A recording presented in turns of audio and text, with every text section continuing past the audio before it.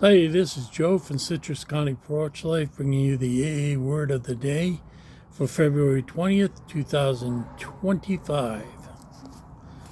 And the word,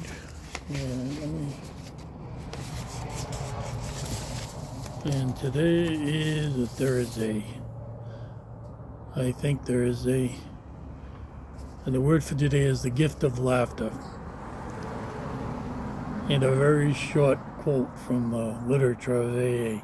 At this juncture, his AA sponsor usually laughs. That's from the 12 and 12, page 26. Before my recovery from alcoholism, laughter was one of the most painful sounds I knew. I never laughed. I felt that anyone else's laughter was directed at me. My self-pity and anger denied me the simplest pleasures of lightness of heart. By the end of my drinking, not even alcohol could provoke a drunken giggle in me. When my AA sponsor began to laugh and point out my self-pity and ego-feeding deceptions, I was annoyed and hurt. But it taught me to lighten up and focus on my recovery. I soon learned to laugh at myself, and eventually I taught those I sponsored to laugh also. Every day I ask God to help me stop taking myself too seriously. Oh, what a wonderful reflection and what a wonderful quote from the 12 and 12. During my active drinking, I was really doom and gloom. Although I had a good job, I was making a lot of money. I had my own house. I bought and sold some houses. I was doing good, but I just saw everything in terms of doom and gloom, and I really couldn't enjoy anything because in the background was this feeling that nothing good was going to come of this. I didn't deserve it. There's very little to be happy about. But when I got into recovery, the very first thing I noticed when I walked into a meeting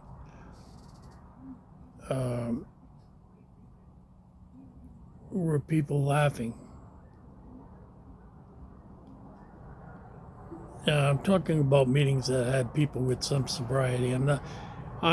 The very first meeting I attended was not at night. It was in the morning. I got out of work at 7 o'clock and I went straight to an 8 o'clock meeting. And there were a lot of people there who really didn't want to be there. They may have been court ordered and they were going and then getting on with their day. I wasn't court ordered. I never went before any law enforcement. I called it the ER of AA, and it was kind of like that. These are people who really knew, really raw, like me, so there wasn't too much laughter. Well, when I finally went to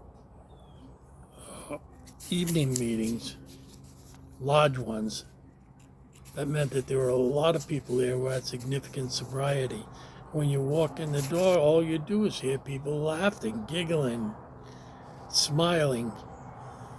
So it had a totally different tone than in the morning meetings that I went to. And there was just such great hope. People with significant sobriety at that time, anybody over a year, I thought, how could they have gone a year? Maybe they're lying. It's, you have that urge to drink. And so, going to the night meetings changed me. It was the meeting with the beginners meeting. And I'll tell you, I started laughing. I'd tell jokes. And as I get to know more and more people and the funny things that happen in their life, things started to look up and it wasn't all doom and gloom. And in 1986, I bought a house on 5 acres of land in a very rural place. Had a pool. I was still drinking until 91. And I just couldn't enjoy it. It was just a place to go and drink and flop, get up and go to work. I didn't spend any time there enjoying it, but once I got sober, I sure did. Without the alcohol. So yeah, I've had some very good sponsors, guys that I owe my life to. Most of them have passed, all the ones that I had for many years. And I'm so grateful that God put them in my life. I feel it is a singular gift of grace that He put the men He did in my life.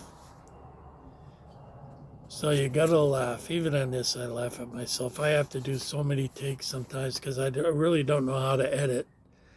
So I plug along and try to get things done. But if the interruption is like 5 minutes into the video, then I have to start again. I don't know how to cut that part out. And but I'm learning. I'm learning more and more, and you know.